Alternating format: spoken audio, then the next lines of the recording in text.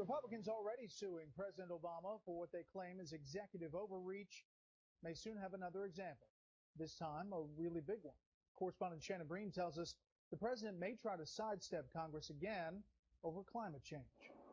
The Obama administration is working to craft an international deal on climate issues, though hedging about whether or not it plans to make an end run around Congress. Anything that is eventually negotiated and that should go to the Senate will go to the Senate.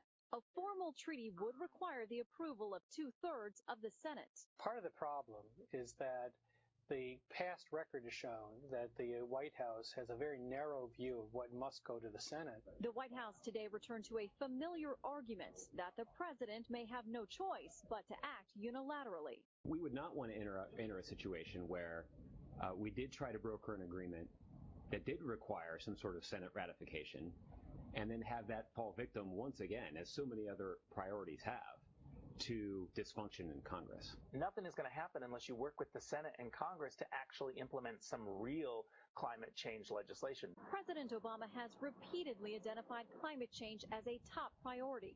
Here's what he said as he unveiled his climate action plan last summer. We know that the 12 warmest years in recorded history have all come in the last 15.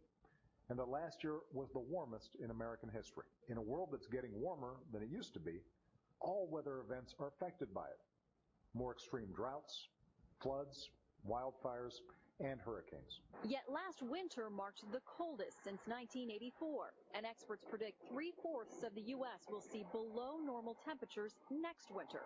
Here's how Secretary of State John Kerry frames the debate. Terrorism, epidemics, poverty, the proliferation of weapons of mass destruction.